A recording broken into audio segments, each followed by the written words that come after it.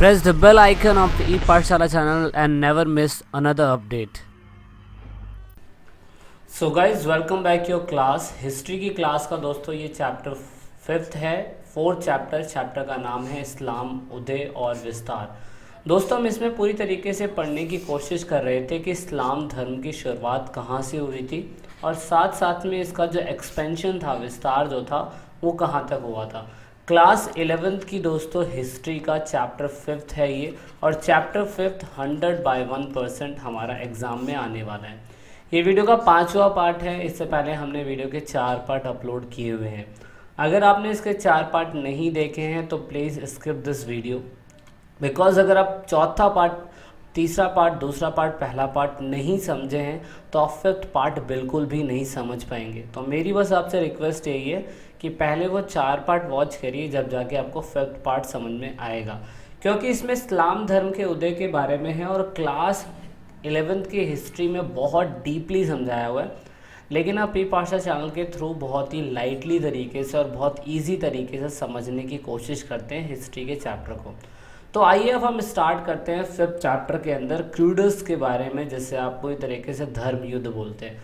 दोस्तों धर्म युद्ध से आपको समझ में आ रहा होगा बहुत आसानी से, धर्म मतलब जो अलग अलग रिलीजन है। बेसिकली हम इसमें किसकी बात कर रहे हैं? हम इसमें इस्लाम धर्म की बात कर रहे हैं। और हमने ये देखा था कि अभी इस्लाम धर्म कहाँ से कहाँ तक फैला था। अरब के अंदर, इराक के अंदर, ईरान के अंदर, है ना, अफ़गानिस्तान, कजाकिस्तान, तुर्गिस्तान, उसके बाद बाइजेंटाइन साम्राज्य, सीरिया के कुछ इलाके, इजिप्ट के कुछ इलाके, जहाँ तक हमने समझने की कोशिश करी थी कि धर्म जो इस्लाम धर्म थे वो यहाँ तक फैल चुके थे। और युद्ध का मतलब आपको समझ में आ गया होगा, एक वॉर की तरह। मतलब क्रूडस का मतलब एक पॉलिटिकल लैंग्वेज में इसका मतलब यही, एक हिस्ट्रिकल लैंग्वेज में इसका मतलब यही हो जाता है धर्म युद्ध। जब दो धर्म आपस में लड़ रहे हों तो उसे धर्म युद्ध कहा जाता है। और क्योंकि उस टाइम पीरियड पे, जिस मिडिवल हिस्ट्री की हम बात कर रहे हैं वर्ल्ड हिस्ट्री में, उसमें हम ये समझने की कोशिश करेंगे कि जहाँ पे इस्लाम धर्म का उदय इतना ख़तरनाक तरीके से हो रहा था, तो वहाँ पे ईसाई धर्म भी कहीं ना कहीं ग्रो करने की सोच रहा था। और इन दोनों के बीच में जो युद्ध हुआ उसे ही हमने धर्म युद्ध के नाम से बोला, जिसे हम क्रूडस बोलते हैं, और आप समझ चुके होंगे। तो फाइनली अब हर धर्म अपने आप को बढ़ाने की कोशिश करता है। तो इसीलिए मिडिवल इस्लामिक सोसाइटी के अंदर, यानी कि मध्यकालीन इस्लामिक समाज के अंदर, क्रिश्चियन लोगों को हम पीपल ऑफ द बुक कहते थे। पीपल ऑफ द बुक इसलिए कहा जाता था क्योंकि इनके अपने खुद के धर्म ग्रंथ हुआ करते थे, इनकी अपनी खुद की बुक हुआ करती थी। और दोस्तों मैं आपको बताना चाहूँगा, बाइजेंटाइन साम्राज्य जो आज हमारा एट प्रेजेंट टाइम इटली हैगा, वहाँ पे शुरुआती समय में ये बोला जाता था कि ज़्यादातर क्रिश्चियन लोग की गिनतियाँ वहीं पे होती थी। तो आपको अच्छी तरीके से पता है कि क्रिश्चियनिटी जो थे या क्रिश्चियन लोग जितने भी थे, मोस्टली इस्लाम धर्म के जितने भी इलाकों में ये रहते हों, चाहे वो व्यापारियों के रूप में हो, चाहे वो मैं बोल सकता हूँ पिलग्रिम्स के रूप में हो, चाहे वो एम्बेसडर्स के रूप में हो, चाहे वो ट्रैवलर्स के रूप में हो, हर व्यक्ति इनको कहीं ना कहीं पूरी तरीके से सेफ कंडक्ट करता था, यानी कि इनके साथ अच्छे व्यवहार करने की कोशिश करता था। मतलब सिंपल शब्दों में ये था कि इस्लाम धर्म जहाँ जहाँ तक था, या इस्लाम धर्म की जहाँ जहाँ तक बाउंड्रीज फैली हुई थी, अगर वहाँ पे भी क्रिश्चियनिटी के लोग रहते होंगे तो वहाँ पे व्यापारी, तीर्थकार, राजदूत और यात्री सभी इनको हर तरीके की रिस्पेक्ट देने की कोशिश किया करते थे। क्यों? क्योंकि उस समय सभी को पता था कि द एक्सपेंशन ऑफ इस्लाम धर्म का हो रहा है।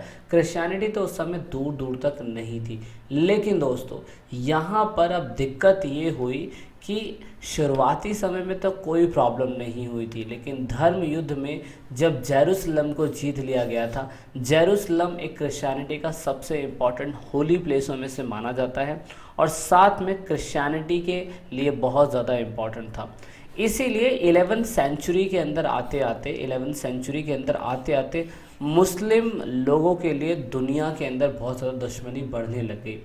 11वीं सेंचुरी तक आते आके बहुत ज़्यादा देखा गया कि अब ना यहाँ पर पूरी तरीके से जेरूसलम हो गया या बाइजेंटाइन साम्राज्य हो गया या सीरिया के कुछ ऐसे इलाके हो गए जहाँ पे ये होली लोग जो होते थे यानी कि जो क्रिश्चियनिटी के लोग होते थे वो चाहते थे कि यहाँ पे हमारा जो धर्म है, क्रिश्चियनिटी वाला जो धर्म है, वो पूरी तरीके से बढ़ने की कोशिश करें। तो इसी वजह से 11वीं सेंचुरी के अंदर आते आते ये देखा गया कि लगभग जो इस्लाम के लोग थे उन्होंने वेस्टर्न यूरोप की कंट्रियों के अंदर, चाहे वो रोमन एम्पायर का इलाका हो, चाहे वो बाइजेंटाइन साम्राज्य का इलाका हो, चाहे वो क्रिश्चियनिटी का इलाका हो, वहाँ तक जहाँ तक इस्लाम धर्म के लोगों ने कैप्चर करे थे अपने लैंड्स को, उन्होंने वहाँ पे सोशलिस्ट एंड इकोनॉमिक ऑर्गेनाइजेशंस बनाने चालू कर दिए और साथ में सोशल एंड इकोनॉमिक चेंजेस करने चालू कर दिए। इससे क्या हुआ, इससे जो क्रिश्चियनिटी के लोग हैं, जो ईसाई जगत के लोग हैं, उन्होंने इस्लामिक दुनिया के लोगों के साथ दुश्मनी करने लगे। समझ रहे ना, इस तरीके से इन दोनों के बीच में दुश्मनी होनी चालू हुई। आसान और सिंपल शब्दों में अगर धर्म युद्ध का मतलब समझे अगर हम, तो आसान और सिंपल शब्दों में ये था कि भाई क्रिश्चियनिटी के लोग चाहते थे कि वो पूरी तरीके से फिलिस्तान यानी कि जो उनका इलाका था, उनकी वो पवित्र भूमि को वो आज़ाद करना चाहते थे और इसीलिए मुसलमानों के खिलाफ ईसाइयों ने उस समय युद्ध लड़ा। तो सिंपल शब्दों में फिलिस्तान के जितने भी इलाके थे वो चाहते थे कि होली लैंड बने वहाँ पे, क्योंकि उन्हें लगता था जीसस क्राइस्ट की शुरुआत वहीं से हुई थी, जब बाइजेंटाइन साम्राज्य के इलाके जो थे वहाँ से हुई थी, है ना। लेकिन प्रॉब्लम क्या हो गई, 11वीं शताब्दी के अंदर जो सेल्जुक सुल्तान थे उन्होंने पूरी तरीके से जेरूसलम के ऊपर कैप्चर कर लिया था और जेरूसलम जो है दोस्तों फिलिस्तान का एक हिस्सा था। इसकी वजह से जब जेरूसलम को कैप्चर कर लिया गया और ईसाई लोग वहाँ पे रहते थे तो उनके ऊपर बहुत ज़्यादा अत्याचार होने लग गया, है ना। जो वहाँ के क्रिश्चियनिटीज़ लोग थे उनके ऊपर टॉर्चर होने लग गया। सो दैट इज़ वाई यहाँ पे ईसाई लोगों को जेरूसलम छोड़ना पड़ा और बाद में बाइजेंटाइन साम्राज्य के ऊपर उन्हें जाना पड़ा और अपना धर्म वहीं पे वो धीरे धीरे फैला रहे थे। लेकिन क्योंकि जब तक इस्लाम धर्म था या इस्लाम धर्म के बड़े बड़े सुल्तान या खलीफा थे, जब तक क्रिश्चियनिटी धर्म नहीं फैल सकता था। लेकिन दोस्तों प्रॉब्लम हुई यहाँ पर जब 1092 के अंदर, यानी कि सॉरी ये 11वीं शताब्दी है, 11वीं शताब्दी के अंदर जब सेल्जुक सुल्तान की डेथ हो जाती है तो वहाँ पे मलिक शाह बोलते हैं इन्हें, सेल्जुक सुल्तान के मलिक शाह थे, उनकी डेथ के बाद ना पूरी तरीके से साम्राज्य बिखरने लगता है। तो आप ये देखेंगे यहाँ पे इस्लाम धर्म उस टाइम पे एंड में काफ़ी ज़्यादा मेजॉरिटी में था। ये आपको सीरिया के आसपास का इलाका दिखाई दे रहा है, ये सीरिया के आसपास का इलाका है और ये बाइजेंटाइन साम्राज्य यहीं पे जेरूसलम का इलाका था और जेरूसलम के इलाके पे उस समय सेल्जुक सुल्तान ने कैप्चर कर रखा था। लेकिन ये इलाके जो हैं छोड़ के जाने पड़े उनको, यहाँ पे ये इटली वाला इलाका है हमारा। तो दोस्तों यहाँ पे जब सेल्जुक सुल्तान मलिक शाह की डेथ होती है तो कहीं ना कहीं क्रिश्चियनिटी के लोगों को पूरी तरीके से अब वो मैं बोल सकता हूँ अपॉर्चुनिटी मिल सकती है अपने धर्म को बढ़ाने की। तो इसी वजह से यहाँ पे धर्म युद्ध जो है दोस्तों स्टार्ट होता है। और धर्म युद्ध के अंदर मैं सिंपल शब्दों में बस आपको ये बताना चाहता हूँ कि धर्म युद्ध जब बाइजेंटाइन साम्राज्य छोटे छोटे हिस्सों में जब सेल्जुक सुल्तान के जो साम्राज्य थे छोटे छोटे हिस्सों में टूटने लग गए, तो वहाँ पे बाइजेंटाइन साम्राज्य के जो एलेक्सियस थे दोस्तों, उन्होंने पूरी तरीके से एलेक्सियस ने सीरिया के ऊपर कब्जा करने की कोशिश करी दोबारा से। तो आपको ये दिखाई दे रहा है ये बाइजेंटाइन साम्राज्य था और ये आपको दिखाई दे रहा है ये सीरिया के इलाके थे। तो यहाँ पे एलेक्सियस फर्स्ट जो थे आप देख सकते हैं, कॉन्स्टेंटाइन्स का साम्राज्य यहाँ पे था और बाद में और लोगों का आता रहा, ये हम पढ़ेंगे, हमने फोर्थ चैप्टर में पढ़ भी लिया है। लेकिन यहाँ पे देख सकते हो आपको ये एलेक्सियस है, इनका टाइम पीरियड चल रहा था और उन्होंने इन इलाकों को कैप्चर करने की कोशिश करी थी और यहाँ पे सीरिया भी उनमें से आ जाता है। तो इसकी वजह से अब यहाँ पे जब 1092 के अंदर यानी कि 11वीं शताब्दी के अंदर 1092 के अंदर जब कहते हैं कि सेल्जुक सुल्तान की डेथ हो जाती है तो वो कमज़ोर पड़ जाते हैं इलाके, और इसकी वजह से एलेक्सियस फर्स्ट ने पूरी तरीके से सीरिया के उन इलाकों को कैप्चर करना चालू कर दिया जहाँ पे इस्लाम धर्म को, जहाँ पे क्रिश्चियनिटी के धर्म को बढ़ाया जा सके। तो इस वजह से यहाँ पे आप देख सकते हैं पॉप अर्बन सेकंड ने एलेक्सियस के टाइम पीरियड पे पूरी तरीके से जेरूसलम के इलाकों को भी कैप्चर कर लिया और उन इलाकों को मिलाकर एलेक्सियस फर्स्ट के साथ मिलके उन्होंने पूरी तरीके से क्रिश्चियनिटी के धर्म को बढ़ाने की कोशिश करी। तो आपको दिख रहा है ये बाइजेंटाइन साम्राज्य जो इटली का इलाका था, वो जितना भी इलाका आपको दिखाई दे रहा है वो बाइजेंटाइन साम्राज्य था, वो वहाँ के एम्परर थे ये। और किसकी मदद ली उन्होंने? पॉप अर्बन सेकंड की मदद ली। मदद क्यों ली? क्योंकि वो चाहते थे कि इस्लाम धर्म वहाँ पे बढ़े। तो इसीलिए इस्लाम धर्म और मुसलमानों का जो धर्म था इस्लामिक धर्म, उन दोनों के बीच के जो युद्ध होते हैं ना, उसको सिंपल शब्दों में क्रूडस वॉर कहा जाता है। तो दोस्तों ये कब से कब तक चला? ये चला 10,095 से लेके 1291 के बीच में। यहाँ पर वेस्टर्न यूरोप के ईसाई जो कंट्री थी वो, या उनके साथ के जो कोस्टल लाइन के इलाके थे वो, और साथ में जो मुस्लिम शहर थे, मुस्लिम सिटीज़ थी, उनके बीच में खेला या लड़ा गया युद्ध, उसे ही धर्म युद्ध के नाम से जाना गया था। ठीक है ना? तो सिंपल शब्दों में आपको समझ में आ गया होगा बैकग्राउंड की हिस्ट्री। अब दोस्तों धर्म युद्ध एक नहीं हुए थे, धर्म युद्ध 3 हुए थे, और तीनों के धर्म युद्ध की अलग अलग कहानी है। और यहाँ पे सिर्फ और सिर्फ किस इलाकों की बात हो रही है दोस्तों? यहाँ पे इलाके की बात हो रही है, सीरिया के कुछ इलाकों की बात हो रही है, यहाँ पे कुछ इटली के इलाकों की बात हो रही है जहाँ पे बाइजेंटाइन साम्राज्य था। साथ में यहाँ पे जेरूसलम, एक जो आपको दिखाई दे रहा है जेरूसलम, वहाँ के कुछ इलाकों की बात हो रही है जो हमारा सीरिया के अंदर ही था। इन सभी इलाकों की बात हो रही है। तो अगर आपको ये इलाके नहीं पता है तो आप बहुत ही फोकस तरीके से मैप को उठा के देख सकते हैं। आपकी किताबों के अंदर मैप है, आप गूगल कर सकते हैं, आप अपने घरों के अंदर वर्ल्ड मैप चिपका सकते हैं, जिससे आपको पर्टिकुलर इलाका ये पता चल जाएगा कि वेस्टर्न यूरोप की जितनी भी कंट्रियां हैं आज भी ईसाई धर्म को इसलिए मानती है क्योंकि वो सीरिया या उसके आसपास के इलाकों में ईसाई धर्म को फैला नहीं पाए थे। तो अब हम ये समझने की कोशिश करें कि धर्म युद्ध जो हुए थे वो कौन कौन से धर्म युद्ध हुए थे और उसमें कौन कौन जीता था। ठीक है, तो पहले धर्म युद्ध की बात करें तो उसका टाइम पीरियड आप देख सकते हैं, यहाँ से लेके यहाँ तक है, और उसमें टेरिटरी चेंज आप देख सकते हैं। एंटियोक की बात करी गई है। बाइजेंटाइन साम्राज्य ये चाहता था, यानी कि फ्रांस और इटली के कुछ राज्य ये चाहते थे कि वो दोबारा से एंटियोक के ऊपर कब्जा कर ले। कब्जा इसीलिए कर ले क्योंकि वो कहते थे कि जेरूसलम उनका है, और अगर जेरूसलम उनका है जो सीरिया के अंदर आता है, या एंटियोक जो सीरिया के अंदर आता है वो उनका है, तो सिंपल सी बात है वो क्लेम कर रहे थे इस चीज़ का कि जेरूसलम के इलाके के अंदर क्रिश्चियनिटी धर्म होना चाहिए, क्योंकि फ्रांस और इटली जो है दोस्तों वहाँ पे अटैक करने जा रही थी। लेकिन यहाँ पे जब फ्रांस और इटली अटैक करने जा रही थी तो उनको उस समय पे दिक्कत झेलनी पड़ी। दिक्कत क्या झेलनी पड़ी? उनकी लड़ाई होती है, और लड़ाई के बाद यहाँ पे मुस्लिम और ज्यूइश लोगों के बीच में, यानी कि यहूदियों के बीच में वहाँ पे लड़ाइयाँ होती है, और लड़ाई के बाद फाइनली सीरिया का जो फिलिस्तान है वो छीन लिया जाता है। किन से छीन लिया जाता है दोस्तों? वो छीन लिया जाता है पूरी तरीके से मतलब जो फ्रांस और इटली के लोग आए थे वो लड़ाई करने के लिए, असल में वो युद्ध हार जाते हैं। तो हारने के बाद पूरी तरीके से वो युद्ध हार जाते हैं। तो यहाँ पे ये देखा गया कि उनको वापस जाना पड़ा, और जब उनको वापस जाना पड़ा तो दोस्तों यहाँ पे दिक्कत ये होती है कि तुर्क के लोगों ने दोबारा से क्रिश्चियनिटी के इलाके में जाके एडेसा पे कब्जा कर लिया। अब एडेसा कहाँ है ये वर्ल्ड मैप में आप जाके देख सकते हैं। इसलिए पॉप सेकंड ने दोबारा से सेकंड क्रूडस की मांग करी। सेकंड क्रूडस आप देख सकते हैं लगभग 4 साल तक चला। तो सेकंड क्रूडस के अंदर भी जो पॉप सेकंड थे वो असफल रहे। पॉप सेकंड असफल इसलिए रहे, यानी कि डिफीट इसलिए रहे, या उनका फेलियर इसलिए रहा कि उनकी हमेशा शुरुआत यही रही कि जर्मन और फ्रांसीसी सेना ने दमिश्क के ऊपर कब्जा करने की कोशिश करी। और आपको पता है दमिश्क फिर से इस्लाम कंट्री के अंदर ही आता है, इसलिए तुर्क के लोगों ने दोबारा जर्मनी और फ्रांस के सैनिकों को मार दिया।